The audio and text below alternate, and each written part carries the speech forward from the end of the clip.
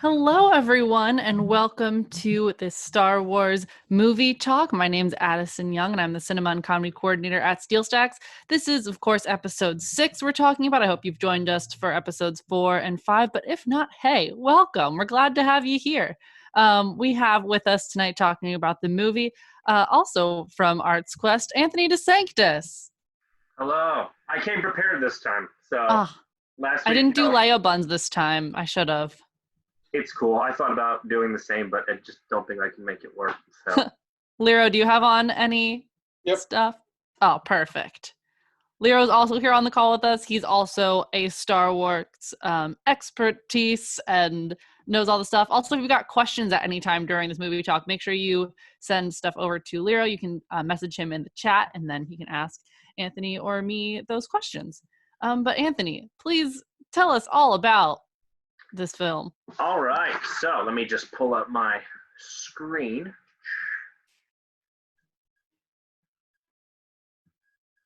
Okay.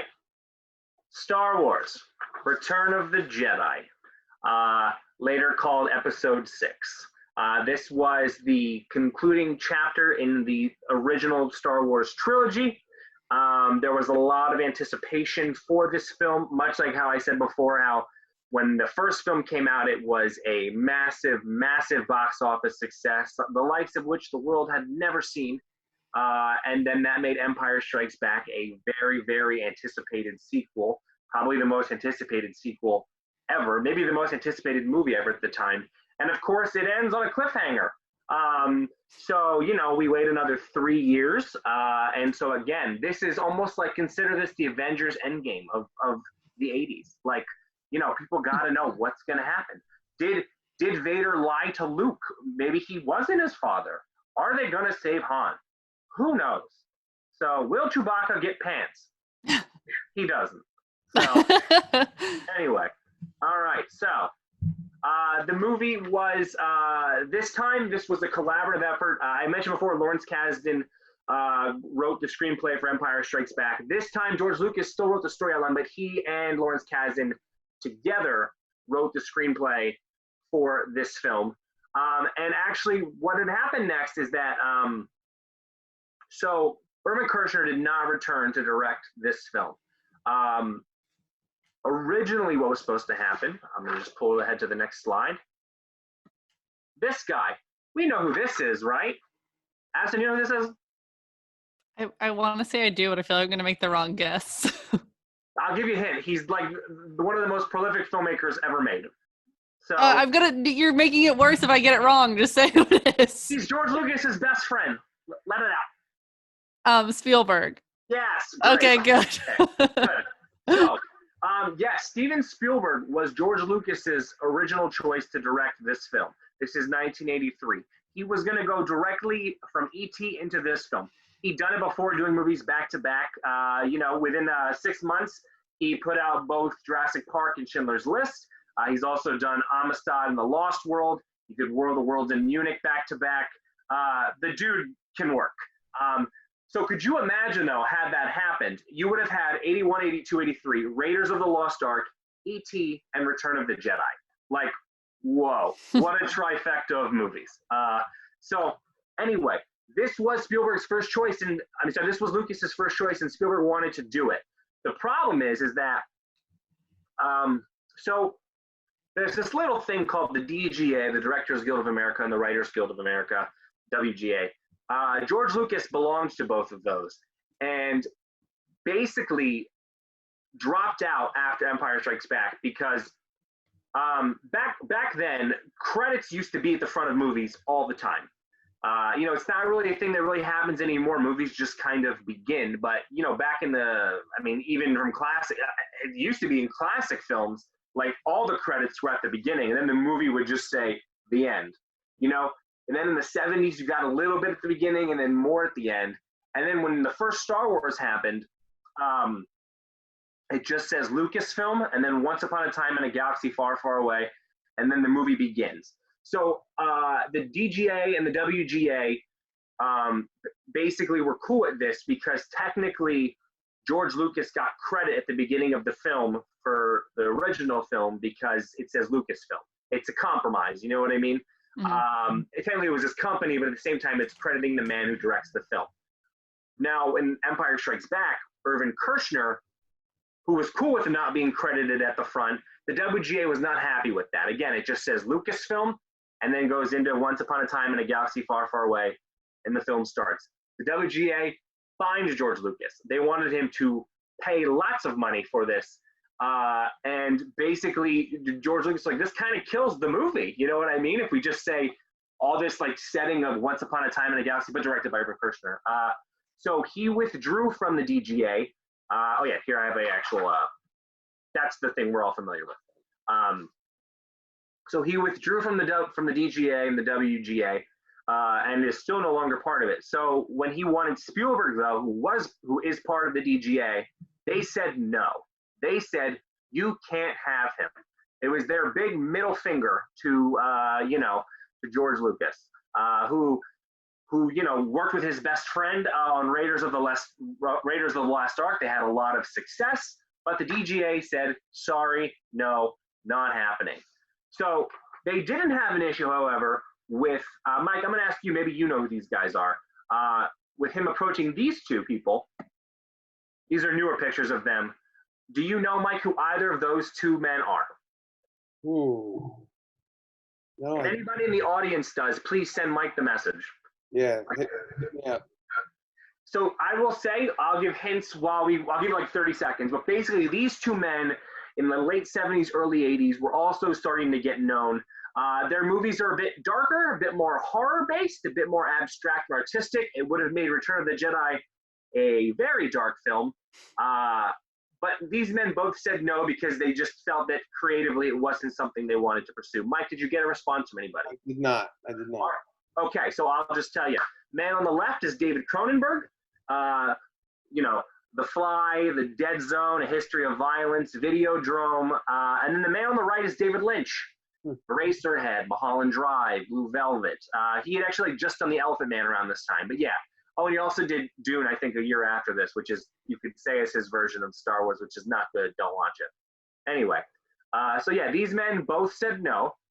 And then in the end, our good buddy George Lucas hired Richard Marquand, a Welsh director who did a couple of character-based films. Again, much like Irvin Kershner, but to a smaller level. And George Lucas, he saw this movie that Marquand did called Eye of the Needle. Loved the way he portrayed characters in the film and decided to give him a chance. Peter Mayhew actually said, we'll get into this a tiny bit more later, but Richard Marquand and George Lucas didn't end up actually getting along very well in the end.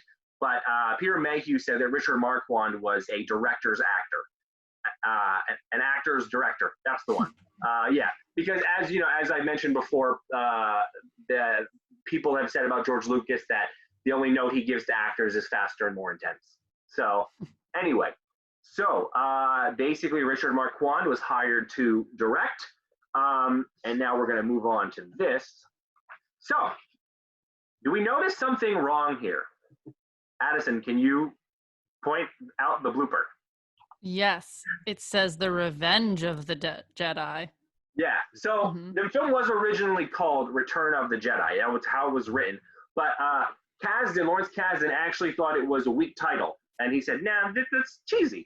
So in the end, they decided to call it Revenge of the Jedi. And this was how it was marketed, promoted. There's posters you can buy and all that. Some of them are hot property now, actually. Like you can get original merchandise that says Revenge of the Jedi on it. Whew. Yeah. So while they were making Revenge of the Jedi, they did have to, address a very serious concern from the last film. Harrison Ford. Will he return? The Harrison Ford of it all. So the issue of whether or not he would return arose during pre-production. The Empire Strikes Back, as I mentioned before, Harrison Ford was always into the idea of killing off Han Solo, sacrificing himself for his friends. He said he had no family ties to anybody, so he can go. Again, unlike Mark Hamill and Carrie Fisher, he did not sign contracts for sequels. He was signed on a film-by-film basis. And the thing is, the last two films happened before Raiders of the Lost Ark. Now, he's a real big star. He's really in demand. Now he's both Han Solo and Indiana Jones. And, you know, basically they were like, will he come back? They eventually did convince him to come back, but, you know, that was what the plan was for this. Why he is frozen in carbonite, because basically, you know, if he decided not to come back, they can just get rid of that somehow. But anyway, so he wasn't the only one actually who wanted Han Solo to die. So did Lawrence Kasdan. They said maybe self-sacrifice is good. It should happen towards the beginning of the third act. It would convince the audience nobody's safe and raise the stakes even more. There was even talk at time of killing Lando in the third act. There's a line when Han Solo is saying goodbye to Lando, and he looks at the Millennium Falcon and he says, "Why do I get the feeling I'm never going to see her anymore?" Because originally in the script, the Millennium Falcon and Lando go bye-bye. They blow up. So anyway, the reason actually that George Lucas, according to Lawrence Kasdan, said that Han Solo survived, I mean, I'm sure he liked the character, but he actually said it was because of merchandise. Like, you know, they had all these toys coming out and all that, and nobody wants to play with dead Han Solo toys. So, yeah. It's not quite as fun to play with a character when he's dead. So, nevertheless, you know, as we mentioned before, Harrison Ford got his wish in The Force Awakens. Again, he does like the character. It's just, I can understand. Spoilers, Jesus, Anthony. It's been out 5 years. Last week we spoiled that, you know, Chewbacca got a medal 2 weeks ago. So it's cool. Yeah, those are the same. Yeah. Tomato, orange. It's fine. Anyway, so yeah. So basically, yeah, we get a very happy ending of the film. But again, Harrison Ford does like Han Solo. He just always felt that the most noble thing Han Solo could do would be to die. So, having said that, if Indiana Jones ever dies in a film, I will be very upset. At the same time, I don't want them to make any more because, you know. Anyway. All right. So, our good buddy Yoda, he returns. Originally, he was not supposed to be in the film, but actually it was Richard Marquand who suggested to Lucas and Kasdan that Luke needs to come back to Yoda to pretty much kind of tie up the storyline from Empire Strikes Back, especially since they do that whole thing about, you know, there is another, how I mentioned last week that it originally wasn't going to be Leia. You know, they're trying to tie up some loose ends in this, make it a bit of a happier ending. So that's when they decide to make the whole Luke and Leia be brother and sister thing. So basically, this scene also was meant to confirm, because there have been a lot of theories after Empire Strikes Back, as I mentioned, that people were saying, maybe Vader lied to Luke. Maybe he's not really his father. Maybe this is just a lie that, you know, he told him to get into his head. So then this scene was written really to confirm, in fact, that, you know, Vader, Anakin Skywalker, is Luke's father. And you get this amazing, you know, death scene. Another Force ghost happens. And then you have a scene with Luke, and Alec Guinness returns as Obi-Wan. And, you know, it's funny, actually, because after the first movie, Alec Guinness worked on Empire Strikes Back for 1 day. He worked on Return of the Jedi for 1 day. So, and he made a lot of money doing it. I think he made like $1 million or something, seriously, per these two films, and he's in it for a day. So, yeah. All right. So, basically, some other, we get some new characters we're introduced to.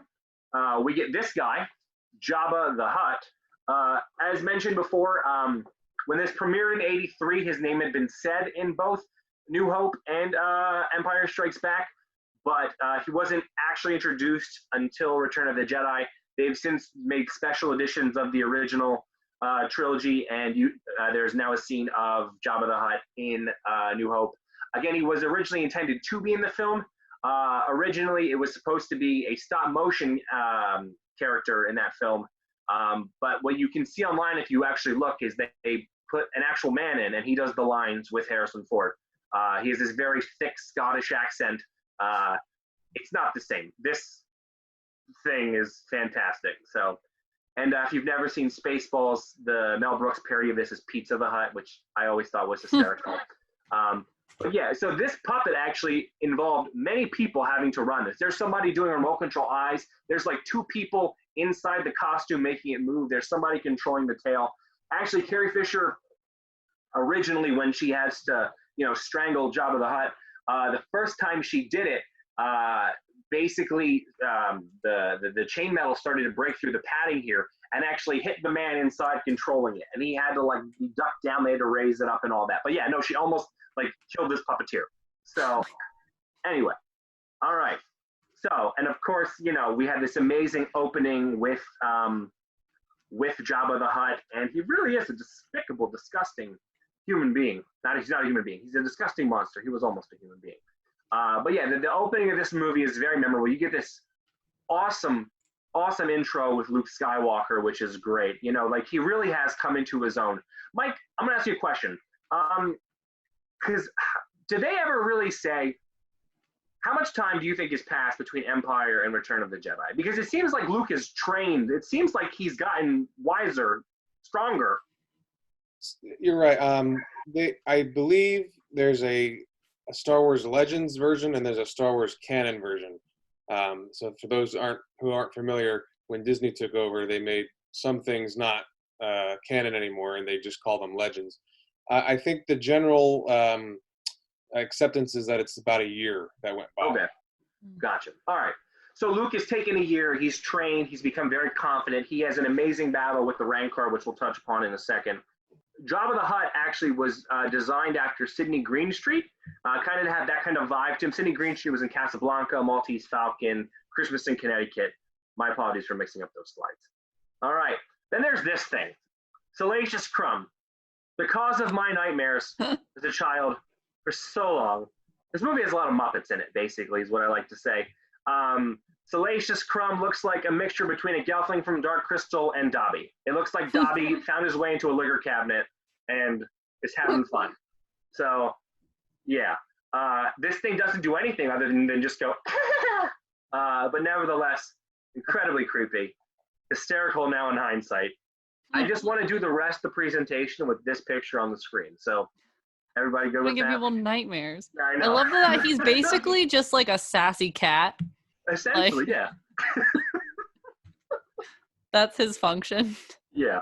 I think, yeah, and basically, like, he's not really defeated. He lives in the end, but he does, if I remember correctly, get electrocuted by R2-D2. So, and then we get the Rancor. This was a puppet that they made, they played it at a higher frame rate than the rest than when Luke's there, so it makes it look like it's moving faster, a bit more lifelike. This was originally supposed to be a man in a costume, but it looked ridiculous. So that's when we get this. And then, of course, we get the Emperor is finally introduced in live form. As we mentioned last week, he has a brief hologram appearance with Darth Vader, and it was not played by Ian McDermott, who we now know. And this is Ian McDermott. He played it in this film. He's actually about 35 here with all this makeup on. Yeah. Returned again to play Palpatine, as he was then called in the prequels, has been in the sequel. Well, he's in Rise of Skywalker. And yeah, he is the overarching villain of the entire thing, the man at fault for Vader's turn to the dark side. And yeah, and I mean, he has some great lines in this movie. I still quote him to this day. You know, sometimes if I'm with somebody and I see them get upset, I'll be like, "Good, I can feel your anger."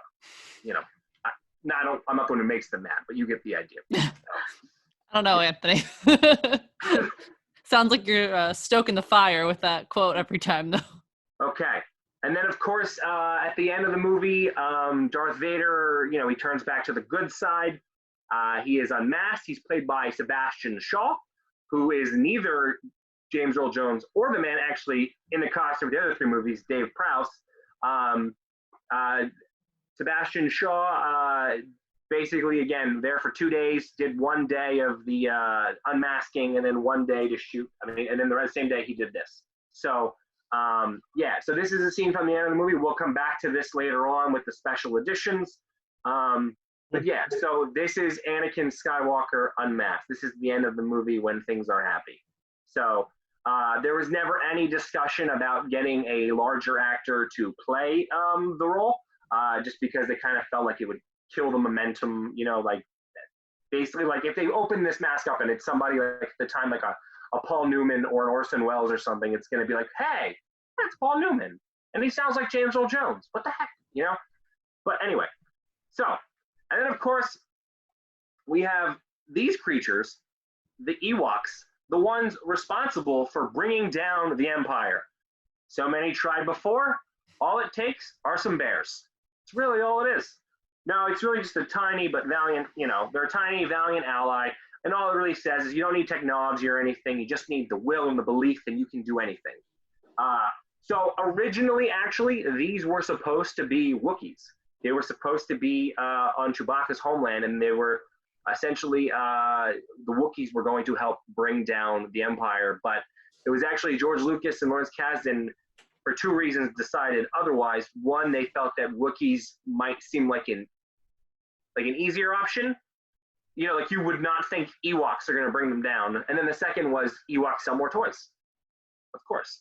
So, yeah. So anyway, and of course we meet Wicket, played by our good buddy Warwick Davis. Warwick Davis is in a lot of these Star Wars movies. This was the first one. He has been an Ewok. He's been other characters. He's also Professor Flitwick in Harry Potter and Leprechaun in the Leprechaun movies. Yeah, very good actor. He was actually only 11 years old when he did when he did Return of the Jedi. There he is as an Ewok. So he actually originally, he was always cast. He's also Willow. Forgive me. I forgot to mention, very important, he's Willow in Willow. So Warwick Davis was originally always an extra, and Wicket was supposed to be played by Kenny Baker, who is R2-D2. But the day when they were going to shoot Wicket's first pivotal scene, Kenny Baker got sick and couldn't do it. So they promoted Warwick Davis, and he is fantastic. Steals the movie, real precious. And he actually said that his goal was that dogs, when they see something that interests them, kind of tilt their heads a lot to be inquisitive, and that was what he did. So a lot of the times when he's doing a scene, he would be Revenge of the Jedi. We'll talk about that a bit more. Basically, this time, George Lucas was determined to keep the film under budget, unlike the last two. He did, of course, again, finance the film himself and didn't want to have to pay anybody back. Banks were threatening to take the money he had made before. But of course, he did also have profits from both Empire Strikes Back and Raiders of the Lost Ark, so he was doing fine. So basically, with this, they took the production schedule for filming actually was 6 weeks shorter than Empire Strikes Back, because they wanted to have as much time in post-production as they could, especially with all of the visual effects and all that. They wanted to make sure that everything could be as smooth as possible. But they did run into some issues, actually. They shot all over the world. And some issues they ran into was they would try and lock down locations and all that. And these places they wanted to go to, the people that own them they knew this was a Star Wars movie, and they're charging them an arm and a leg, and it's outrageous. And they're like, we have a budget. And yeah, but you're Lucasfilm. You'll be fine. You can do this. So anyway, they decided, and for you hardcore Star Wars fans, you'll know this, they had to come up with a fake working title for the film to fool people. So they could say, yeah, we want to shoot here, and we want to shoot here. We're just this little indie movie. Okay, fine. It'll be this much money as opposed to blah, blah, blah. Mike, do you happen to know what the working title for this film was? Actually, okay. I think you might when I show you. Blue Harvest. So, yeah. I've seen that before. So Blue Harvest has kind of become a running gag with Star Wars. There's the Family Guy spoofs. The first one is called Blue Harvest. I believe the first one is called Blue Harvest. But yeah, so they shot this movie under the working title Blue Harvest to throw off anybody trying to shake them for more money to shoot. It also kind of threw off the press at times, because they're like, oh, what's shooting here? Oh, this movie called Blue Harvest. Okay.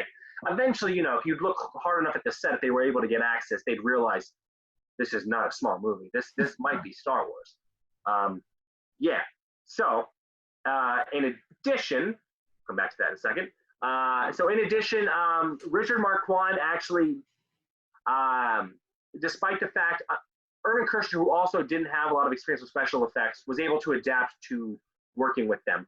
Richard Marquand was not. George Lucas had to actually direct a lot of the second unit himself, was on set a lot more than he wanted to be. It's funny, actually, because of the three movies, the one that has the most acclaim, Empire Strikes Back, George Lucas had the least amount of involvement in. But anyway, so the second unit stuff was mostly actually towards the end overseen by George Lucas. So eventually we will move on to this. Post-production happens. They edit the film. They actually have a pretty decent. This film doesn't have the production horrors that the other two did. Aside from Richard Marquand and locking down Harrison Ford, this one actually went pretty smooth for the most part. So upon editing and all that, they eventually decide to go back to Return of the Jedi as the title. George Lucas's logic is basically, it's essentially that Jedi don't have anything to have revenge for this time, So, and really the movie is about the return of the Jedi, so the Jedi, the chosen one, according to the prequels. So this film comes out. It is a major success. Again, this is one time though that I love this movie. I watched it a million times. Critically though, of the three, this one does have the worst reviews. Still amazing reviews, but I think what the problem with a movie like this though is and I think this goes into the prequels and the sequels, is just, everybody has their own idea of how this movie should end.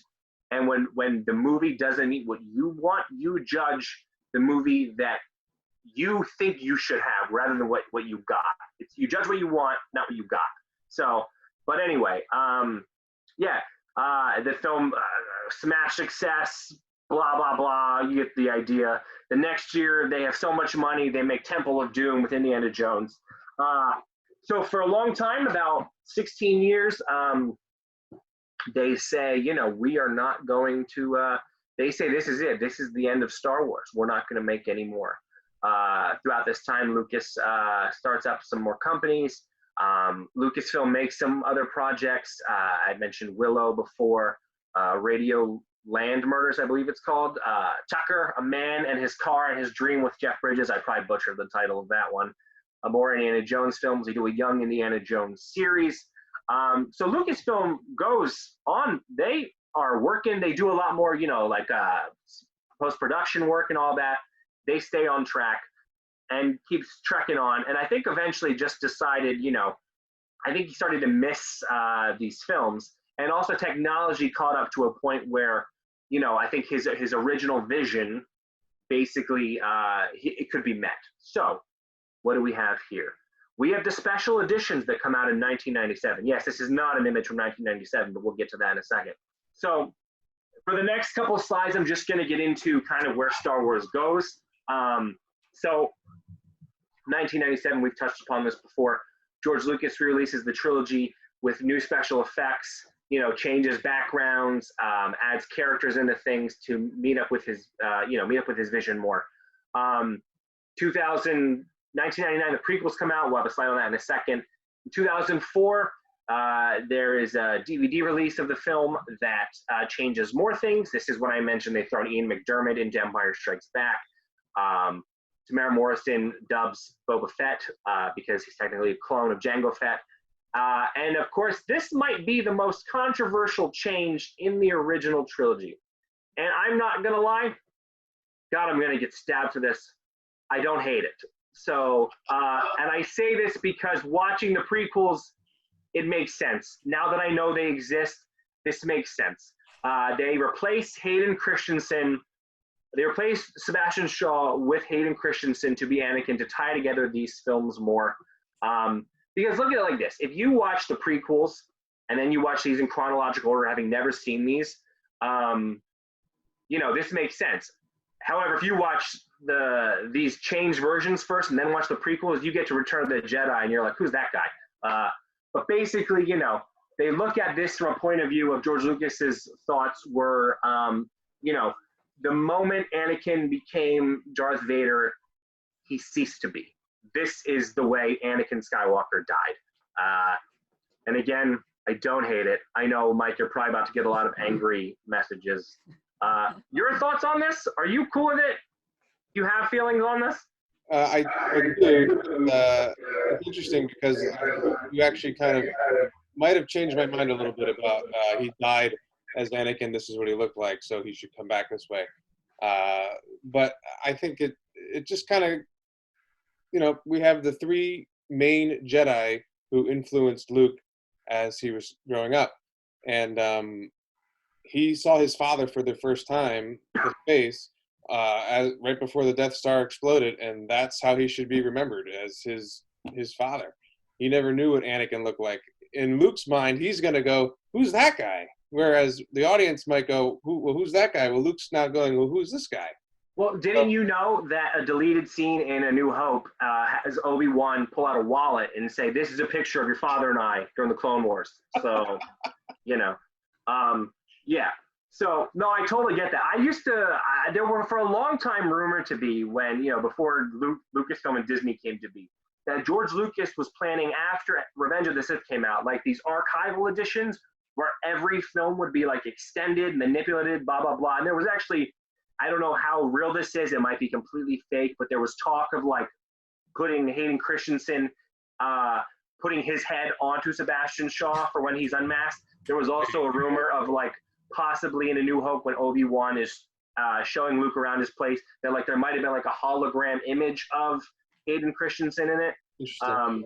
Yeah, but again, I don't know how real that is. That could just be a fan-based thing. They do actually, though, despite the fact that Sebastian Shaw is not replaced when they take the mask off, his eyes are changed to blue to match Hayden Christensen. That is one slight thing that they did change. But, if you watch this now as a 9-episode saga, you do get Hayden Christensen's voice at the end of Rise of Skywalker. Addison, I apologize if you haven't seen this movie. Sorry. But anyway, you hear his voice. So Okay. All of those movies are about him. It's all his fault. So you have to have his voice in there. Yeah. Anyway, so this is a change they do. They do also do some terrible changes. Again, many people consider this terrible. They do this weird like rock opening at the beginning of the Jabba the Hutt scene where like they do like this like funky number and all those like creatures sing in clear, not 1983 computer graphics. It's quite weird. So yeah, so I'll just mention that's the version that I watched for this, rewatching it just because I used your Disney Plus, so thank you, Anthony. But that's just what the version that comes up when you watch it on Disney Plus now. So it was just like very jarring because I didn't even like think about the fact that there would be different versions. Like I know that there are, but it didn't like occur to me. And then that scene happened. I was like, what is going on? Well, you see, here's the thing though, is that the original. The other versions, like they're not available anymore. Like I'm playing like VHS and DVD. Like George Lucas and Lucasfilm and Disney, like this is the only version available now. And honestly, like I have seen these versions more than I've seen them unaltered. So in my mind now, Hayden Christensen is at the end of Return of the Jedi. It's just the way it is. So yeah, because I feel like the first time I watched it was someone's DVD. So it was not this. Yeah. But, All right. So then, of course, we have the prequels to fill in the gaps of how Anakin becomes Darth Vader. This is 1999. So 1999, 2002, 2005. I remember wanting to see these movies so bad as a kid.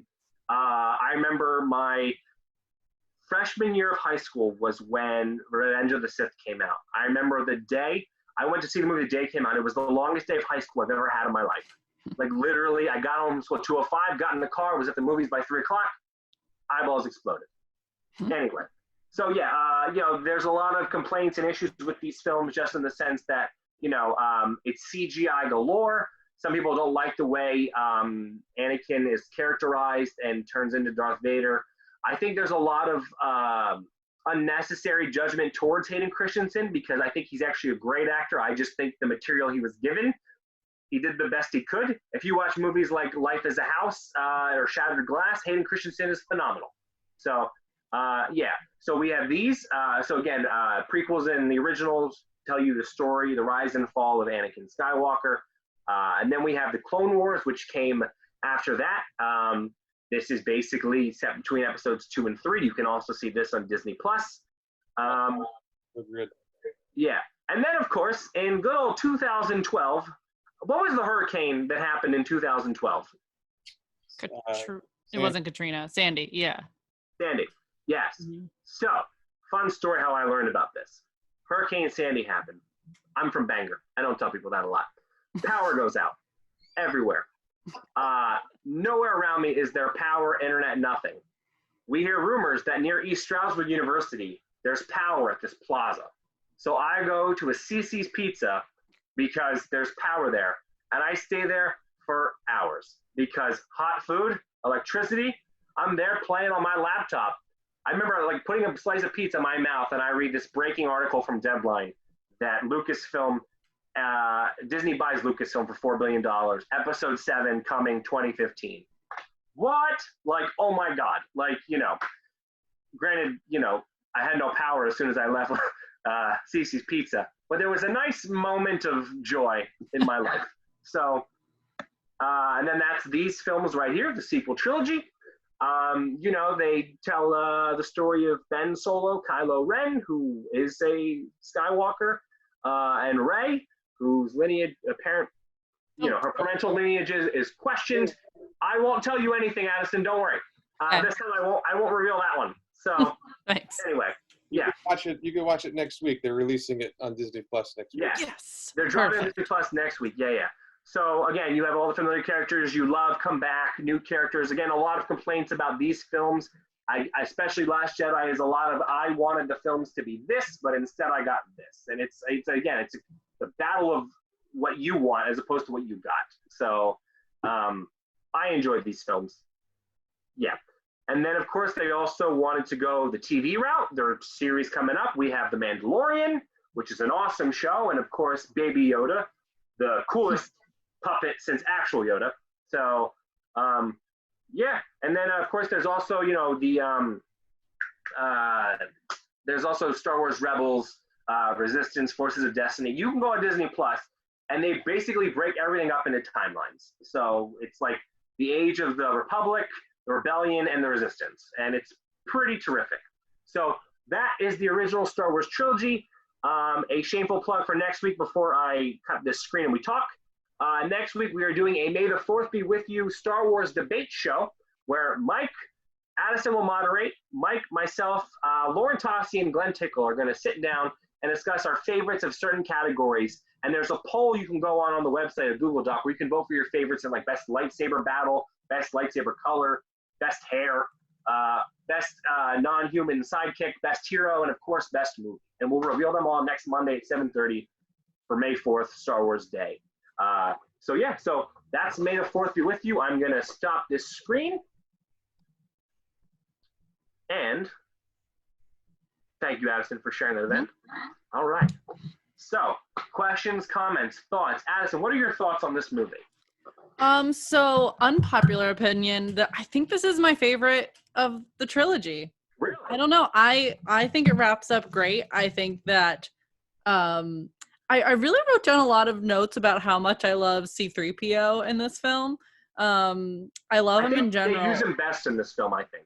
So. But yeah, he's just really delightful in this film. I think, we get a wrap up with Yoda, which I appreciate that scene. I think it, sets up a lot. And again, I said in the last movie talk, what I really like about Star Wars is the planets. Like, I'm wildly not that into the stars part, more into the worlds they go to, and Endor, they're on the moon of Endor, not Endor.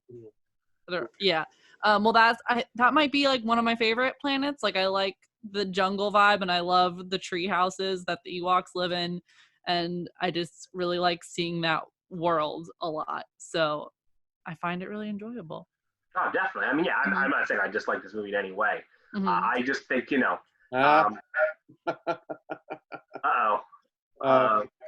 I get some hate mail? No. We have a good comment. I'll read it in a minute. Okay. So I'll just say, look, in my opinion, this is a perfect trilogy. You know what I mean? It's just like you have this amazing film that came out of nowhere. You have this amazing character piece for your empire. And then it's like, I think no matter what, it's like, how do you stick that landing perfectly? And it pretty much does. I think my issue is there's like a 20-minute period in the middle of the movie, I think, that kind of slows down a bit. Like after they save Han and they save the day there, And then before they get to the Ewoks, there's just like a little bit in there that like I kind of just wish was like 10 minutes shorter. Mhm. But what do I know? I still love the movie. Look, I would put it on every day for the next week and not be upset. So, you know. Mike, your thoughts on the movie? It is a great movie for a lot of different reasons. In a Star Wars movie, you have a lot of not space scenarios. He goes back to Tatooine, so there's a desert planet. They go to the moon of Endor, and there's a jungle. Of course, Luke goes back to Dagobah. It's not all about space. It kind of brings you back down to those planets. But in my opinion, it has the best space battle in any of the Star Wars movies. When they go to attack the second Death Star, I think that is probably the best space battle out of all of the movies.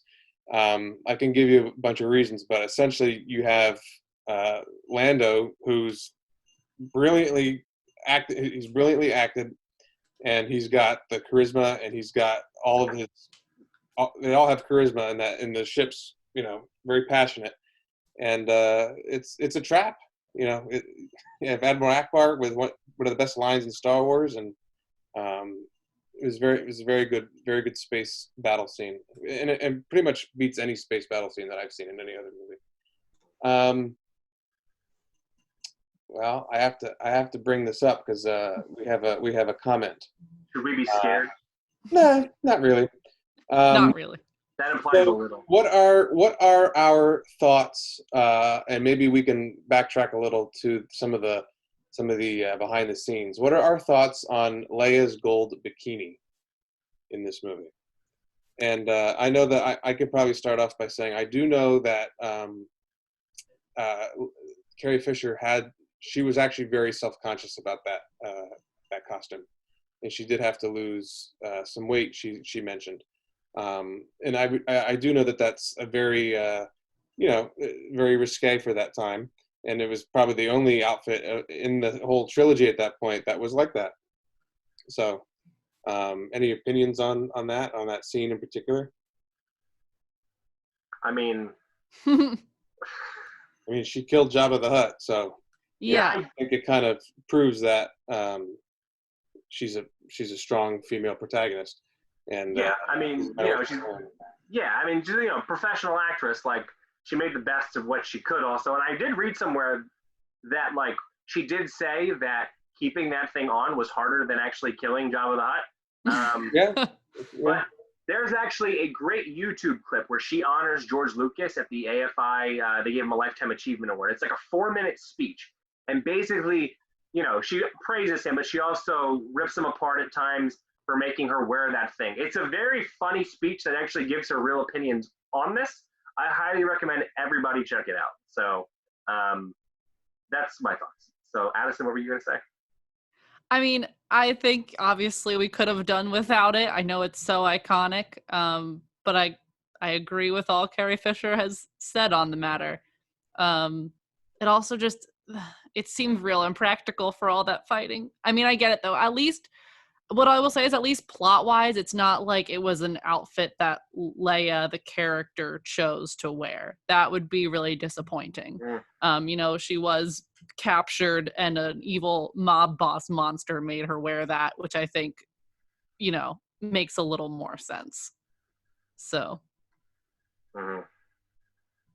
Also, just to pivot to that, I actually really love her poncho that she wears. Then her and like Luke have like matching twin ponchos that they wear on the moon of Endor, and they're like functional, but they're flowy. They're kind of camo, but not. Kind of almost have a tie-dye feel. Love them. I would wear one. It almost looks like underneath they're wearing jeans at times. Yeah, like for real. Yeah. But actually, that whole scene with the speed bike chases and all that, they had a cameraman was on a Steadicam and literally walked the forest for 5 miles, and they just sped it up, and like that's basically how you get the such a fast speed. Yeah, but no, that's a good scene too. Computer bikes. Yeah. We have a question from C. Smith. In your opinion, how well did they do tying episode 6 to episode 7, given they were done so many years apart? So going out of this movie, Return of the Jedi, into going into the Force Awakens. New characters, new plot. I will say that watching that movie for the first time in a theater with an audience, you know, I screamed every time there was a callback when you see the Millennium Falcon again or Han and Chewie come in. I think it all works great. I really do. But I'm going to say something. I do wish that, and I'm fine with these three movies existing, but I wish there was a movie between 6 and 7 because I feel like there could have been a movie there. You could have seen, you know, Luke training Ben and watching him become Kylo Ren, and you could have seen Han and Leia break apart. Like that to me, there's a missing movie in this. Like, again, I'm fine with being surprised and filling in the gaps, you know, but at the same time, that could have been a film. Like, you know, so I would have been fine with a 10-episode series, but, you know, but yeah, no, I thought it did well. And I liked the mystery of Luke Skywalker appearing at the end. Granted, I would have loved, I still think it's an amazing moment with Rey when the lightsaber comes out of the snow and goes into her hand. But like, could you imagine the audience reaction if that was Luke Skywalker and the first time you see him in the movie, the lightsaber comes into his hand and then he fights Kylo Ren? But I get why it wouldn't happen because they're looking for him the whole movie and they're on their own home planet and they're not very good at searching for him if he's hiding in plain sight. So anyway, Addison, Mike, your thoughts on Force Awakens? I mean, yeah, I agree. I think they did a good job. I think they kind of had the blessing really of so much time passing, right? Like if it was not so much of a time jump, there would be a lot more like explaining that had to be done and plot lines you had to just like follow. But, you know, they had all this time that they could, you know, put these other plot points in to make things make sense. So, and like you said, it kind of opens up where a movie could exist in between, which is kind of fun. So you don't need it, but I would have liked it. But you don't. Yeah. So, you know, but that's why we get The Mandalorian, which takes place between 6 and 7. There's rumors of a Rogue One show with Cassian Andor, which was supposed to start shooting the coronavirus prevented. They shut down production. And there's an Obi-Wan show that's happening between episodes 3 and 4. They're trying to fill in gaps. So, you know. Yeah. I think that Obi-Wan one would be great. A pretty good tie-in for those movies, for the prequel and the original trilogy. I do think that we're going to see more things like The Mandalorian and stuff like that to fill in those gaps. It's a great way to do it through television and now Disney Plus. Any other questions, comments? Nothing else came through. I have a comment, just back to my love for C-3PO. This was the movie I realized he's like not that good at languages, and it made me laugh so hard. Like he says every time that he's fluent in a language, but then like translates like, I think this is what's happening, and then also says every language like a British man trying to speak Spanish.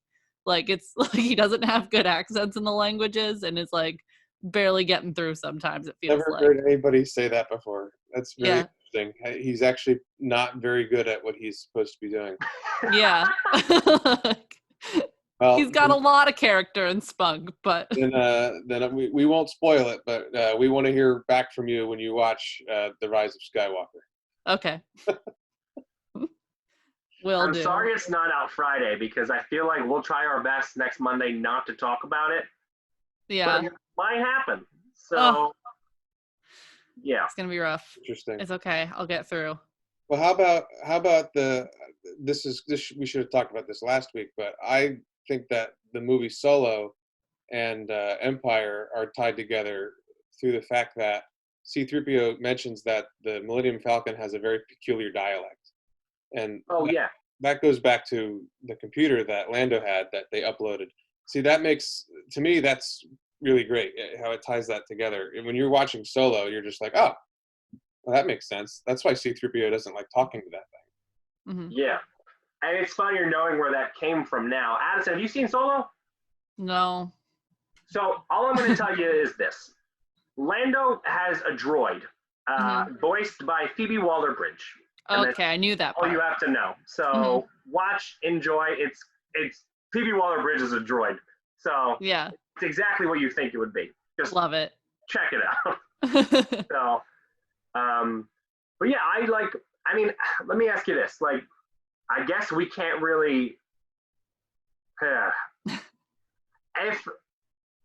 I don't quite know what I'm asking here, but like, if Han Solo died, if Lando died, like, how is this movie? You know what I mean? Like, does it end as joyous? Like, yeah, I'm glad that they made the choice to keep them alive in this film. I think, it was the conclusion to a trilogy at the time, and I think ending on that high note of just like, we did it is more fun. Maybe that's why I like it too. It's just we don't lose anyone precious. They just get to win finally. Very happy ending. Mm-hmm. Very happy ending. Did you know? Sorry, go on. Look at, like I mentioned 2 weeks ago.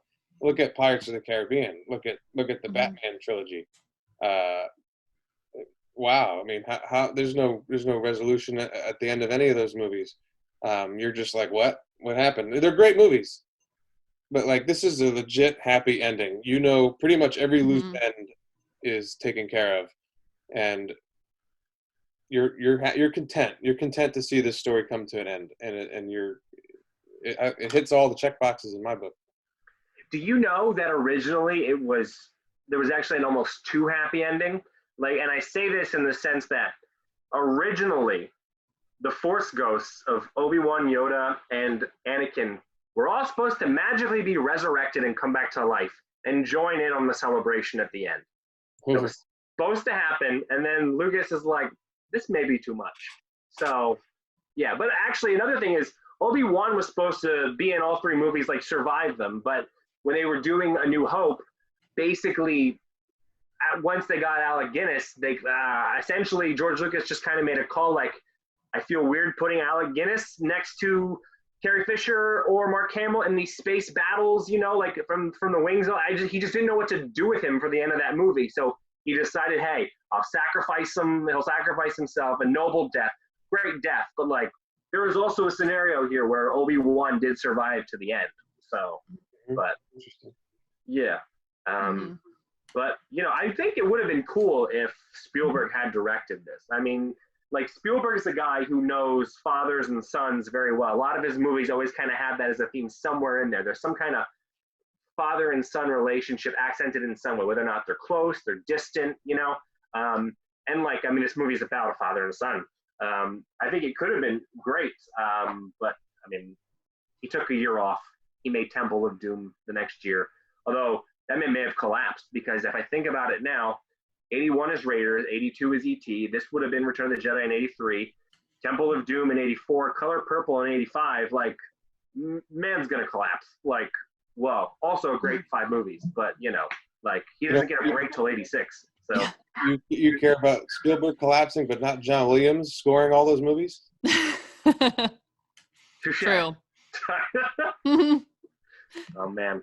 But no, my favorite part of this movie actually is the battle at the end between Luke and Vader. Like, it's like heartfelt, it's intense. Maybe not the best lightsaber battle, but in terms of stakes, probably the highest, Like, it's just, like, literally, I always have in my head, and I get chills when I watch this, it's when Luke's hiding and Vader says, if you won't join me, maybe your sister will. And he realizes, yes, your sister. If you won't join me, she will. And then basically Luke just gets real angry and just starts attacking him. And I just have this image in my head of the camera just cutting across that room as Luke is just attacking him. And then he's hitting and hitting and hitting and gets Vader's hand off. And you just see it's a machine. And it's like, this man is gone. Like, so good. Yeah. I mean, stakes are so high there because he's just in like a classic catch-22, really. So either thing he decides, it's not great. So yeah, just had the Emperor just say to him, strike me down and join me. But his teacher says only act in defense. So what are you supposed to do? You have both of these people here that you can take out and end this whole thing, but your teachings say to not be violent. It's an interesting, growth point for Luke. Yeah. Yeah. Also, the special editions do something to that scene, which does make me sad. This is the only way you know it, I guess, Addison, now. And it's stuck in my head, too, but they add this no in from Vader that wasn't originally there. Like, the Emperor he's shocking Luke, and Vader just watches. And originally it's just Vader looks back and forth, decides I'm going to save my son, picks up the Emperor, and throws him off the thing, and that's it. But these new versions now have him go, no, no, no, no, no. And it's just like, I mean, it works, but like, I think it's better if he doesn't say anything. That was me. That was they just banked off of all the memes that people made from Revenge of the Sith. Mm-hmm. So, but yeah, still a great scene. Yeah. So, all right. Do we have anything else? Nope, nothing else coming through for questions. Well, are you guys ready to have like discussions next week, possible arguments, possible people leaving the Zoom chat over our favorite Star Wars thing? Or just enjoying it a lot. No, we're Star Wars fans. It's gonna get bloody. All right. We're not. No one is allowed to leave in rage. Only one of us. Yeah. We'll see who lasts the longest. Definitely everyone on this call, check out that poll and fill it out, because having your answers is super important for us to have stuff to discuss. So please take some time. And it's fun. You get to vote on your favorite film and hairstyles and battles and all stuff I'm sure you all have opinions on. So fill out that form. And only Addison sees it. Mike, myself, Glenn, and Lauren are going to be completely surprised next week when Addison tells the answers to us. Yep. So, yes. And we'll feel real stupid. So, but it's cool. So it'll be great. All right. Well, if that's it, everyone, I want to thank you all again for tuning in tonight. If you can go to artsquest.org/donate to make a donation. If not, that's totally fine. Any little bit counts if you can, but if not, we're just so glad to have you here. We really enjoyed doing these movie talks, and we're so glad to have people that want to participate and join and listen to us talk about movies that we love. So it's been really fun. I am going to real quick, I'm going to unmute everyone's mic. So if you can give a round of applause to Anthony DeSantis and Michael Lero for today. So I'm going to unmute everyone in 3, 2, 1.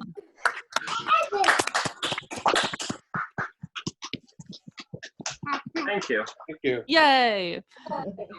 All right. Well, thank you again, everyone. Again, you go to ArtsQuest at Home to see all that we have going on. And definitely check us out again on May 4th for May the 4th be with you. Everyone stay safe, stay strong, stay at home, and we'll see you again soon. Have a great night, everyone.